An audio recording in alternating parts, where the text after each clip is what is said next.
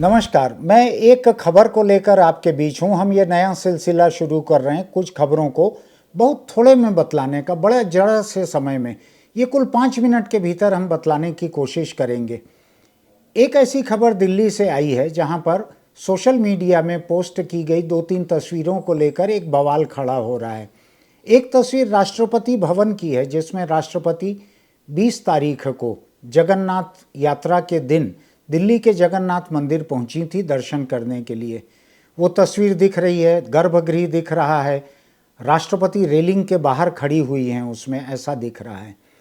दूसरी तरफ 2 और केंद्रीय मंत्री, एक अश्विनी वैष्णव जो कि ओडिशा में आईएएस अफसर रह चुके हैं एक समय, और दूसरे ओडिशा से ही आए हुए सांसद धर्मेंद्र प्रधान, ये दोनों केंद्रीय मंत्री हैं।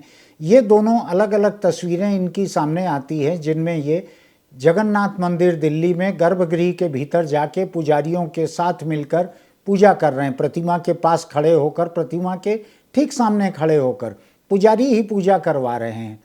और राष्ट्रपति उसी दिन, जगन्नाथ यात्रा के दिन, रेलिंग के बाहर खड़ी की गई हैं। न केवल गर्भगृह के बल्कि उसके बाहर की रेलिंग के पीछे खड़ी की गई हैं।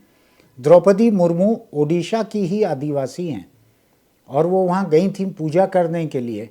उनको बाहर रखा गया और ये 2 मंत्री, इनको भीतर ले जाया गया प्रतिमा तक। ये भेदभाव क्यों हुआ, इसको लेकर सोशल मीडिया पर काफ़ी लोग लिख रहे हैं।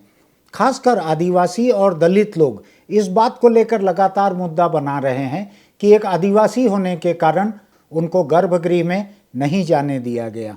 आपको याद होगा 2018 की बात है, रामनाथ कोविंद राष्ट्रपति थे देश के। वो अपनी पत्नी के साथ पुरी के जगन्नाथ मंदिर गए थे और वहाँ पर उनको प्रतिमा तक पहुँचने से रोकने के लिए वहाँ के पुजारी, पंडे और दूसरे सेवक मंदिर के, वो उनके सामने इस तरह से आके खड़े होते रहे कि वो आगे न बढ़ सकें। राष्ट्रपति की पत्नी तक को उसी तरह सामने आके रोकने की कोशिश की गई। राष्ट्रपति ने वहाँ से लौटने के पहले वहाँ के कलेक्टर से इस बारे में बड़ी नाराज़गी जाहिर की थी। नाराज़गी क्या, एक दलित व्यक्ति क्या कर सकता है, उन्होंने दुख और अफसोस जाहिर किया होगा। दिल्ली से राष्ट्रपति भवन ने भी ओडिशा सरकार को इस बारे में लिखा था, लेकिन बाद में मंदिर ट्रस्ट की जो बैठक हुई उसमें कुछ नहीं किया गया इस बारे में।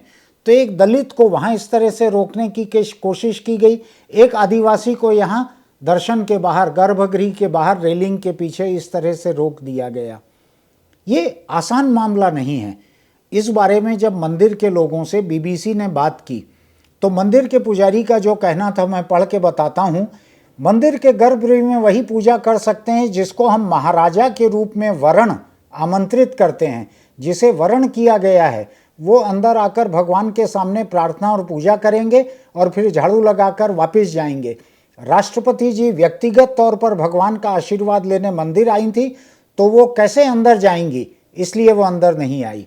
एक राष्ट्रपति अगर अपने शहर के, राजधानी के किसी मंदिर में जा रही हैं तो मंदिर के पुजारी उनको आमंत्रित नहीं कर सकते, उनका वरण नहीं कर सकते। लेकिन ओडिशा के जो 2 दूसरे लोग हैं जो आज मंत्री हैं, केंद्रीय मंत्री, उनको भीतर बुलाकर प्रतिमा तक ले जाकर पूजा करवा सकते हैं।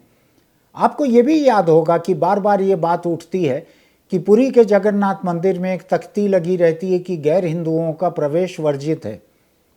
तो क्या ये माना जाए कि एक दलित को हिंदू नहीं माना जा रहा है वहाँ पे, और राष्ट्रपति होने के बावजूद, पत्नी सहित आने के बावजूद उनको रोकने की कोशिश की गई, शारीरिक रूप से रोकने की कोशिश की गई।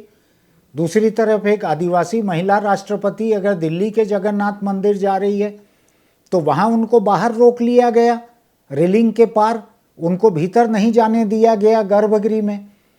तो ये क्या दलित और आदिवासियों को हिंदू नहीं माना जा रहा है? ये बड़ा ही एक जटिल सवाल है जिसकी व्यवस्था जाति व्यवस्था के तहत इसी तरह से की गई है। मैं नहीं जानता कि ये मंदिर आज जाति व्यवस्था के तहत 2-2 राष्ट्रपतियों को एक के बाद एक को पुरी में, एक को दिल्ली में इस तरह से रोक रहे हैं। लेकिन जो हो रहा है ये ठीक बिल्कुल नहीं है। इस बात को बिल्कुल भी बर्दाश्त नहीं किया जाना चाहिए। हम आपसे फिर मिलेंगे किसी और खबर के साथ। तब तक नमस्कार।